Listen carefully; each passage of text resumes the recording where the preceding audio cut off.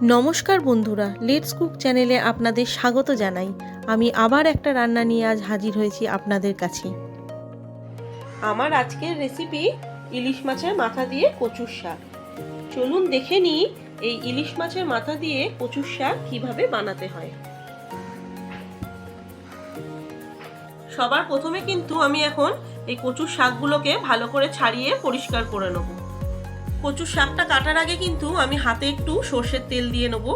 কচুর শাকের গায়ে যে রসটা লেগে থাকে সেটা কিন্তু হাতে লাগলে হাত কালো হয়ে যায়, উঠতে চায় না। আর এই তেল লাগানো থাকলে কিন্তু, সর্ষের তেল লাগানো থাকলে তাহলে কিন্তু তাড়াতাড়ি উঠে যায়। খুব সিম্পল। আমি এরকম করে আঁশগুলোকে আগে ছাড়িয়ে নেব একটা ছুরির সাহায্যে। বটি দিয়েও করতে পারেন, ঘরে বটি থাকলে বটি দিয়েও হয়। এই আঁশগুলোকে ছাড়িয়ে নিয়ে টুকরো টুকরো করে কেটে নেব।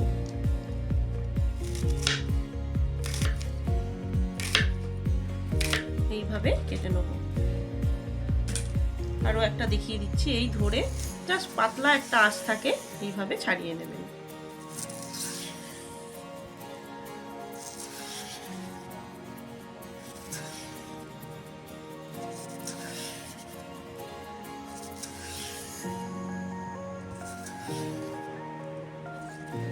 এই আবার টুকরো করে নেব।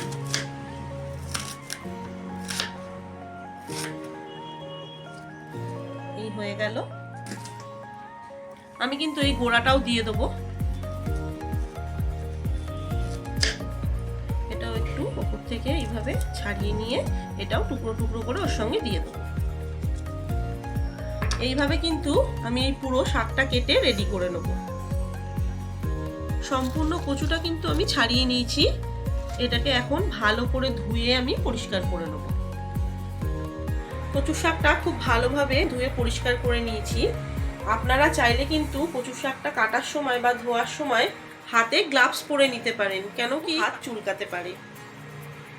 কচুর শাকটা সিদ্ধ করে নেব। এখন আমি জলের মধ্যে 1 চামচ নুন দিয়ে দিচ্ছি। তারপরে আমি কচুর শাকগুলো দিয়ে দেবো, দিয়ে খুব ভালো করে কিন্তু সিদ্ধ করে নেব।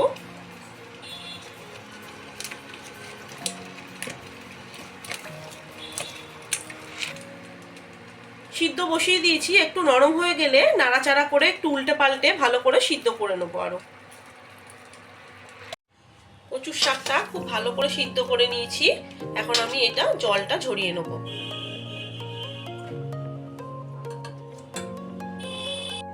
এবার একটা হাতার সাহায্যে এরকম চেপে বাকি যে জলটা আছে সেটাও কিন্তু আমি বার করে দেবো। এখানে আমি 2টো ইলিশ মাছের মাথা নিয়েছি। অল্প নুন আর হলুদ দিয়ে এখন মাখিয়ে নেব। 1/2 চামচ নুন দিয়ে দিচ্ছি আর সামান্য হলুদ দিয়ে দিচ্ছি। মাথাগুলোর মধ্যে নুন হলুদ মাখিয়ে নিয়েছি। এবার এগুলোকে আমি ভেজে নেব।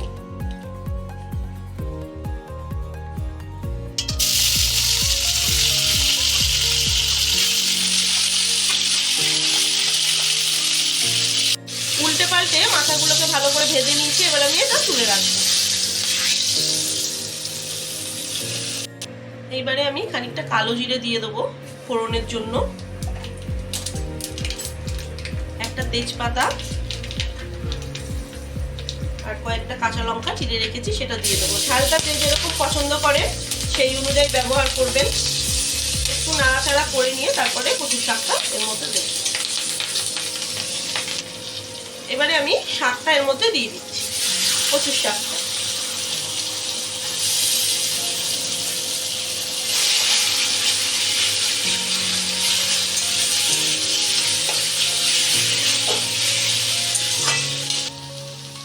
হাফ চামচের মতন নুন দিয়ে দিচ্ছি। আপনারা আপনাদের স্বাদ মতন নুনটা ব্যবহার করবেন। 1/2 চামচ হলুদ দিয়ে দিলাম আর 1/2 চামচ জিরে গুঁড়ো দিয়ে দিচ্ছি। আর কোনো মশলা কিন্তু এর মধ্যে যাবে না। এবারে খুব ভালোভাবে নাড়াচাড়া করে যেতে হবে। একদম শুকনো শুকনো করতে হবে।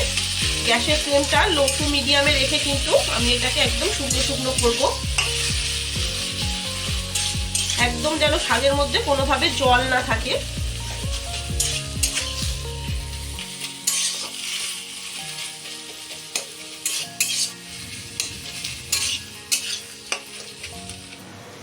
10 মিনিটের মতন কিন্তু নাড়াচাড়া করেছি। এবার খানিকটা চিনি আমি দিয়ে দিচ্ছি, খুবই সামান্য দিয়ে আর একটু নাড়াচাড়া করে দেবো। তারপরে আমি মাছের মাথাটা এর মধ্যে দিয়ে দেবো।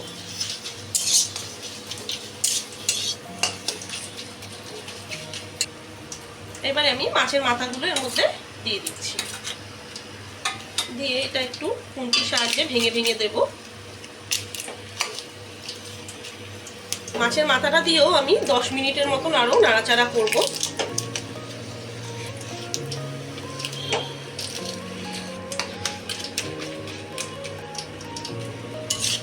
মাছের মাথাটা কিন্তু টুকরো টুকরো করে দিয়েছি খুন্তির সাহায্যে।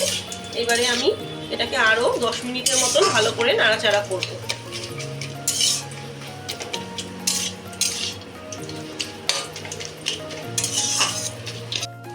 ইলিশ মাছের মাথা দিয়ে কচুর শাক কিন্তু আমার একদম রেডি হয়ে গেছে। এটা হতে কিন্তু 20 থেকে 25 মিনিটের মতন সময় লেগেছে আমার।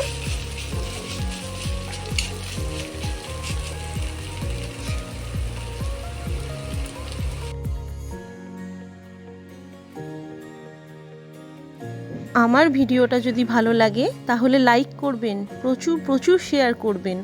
আরও নতুন নতুন রান্না পাওয়ার জন্য লেটস কুক চ্যানেলটাকে সাবস্ক্রাইব করতে ভুলবেন না। ভালো থাকবেন, সুস্থ থাকবেন, ধন্যবাদ।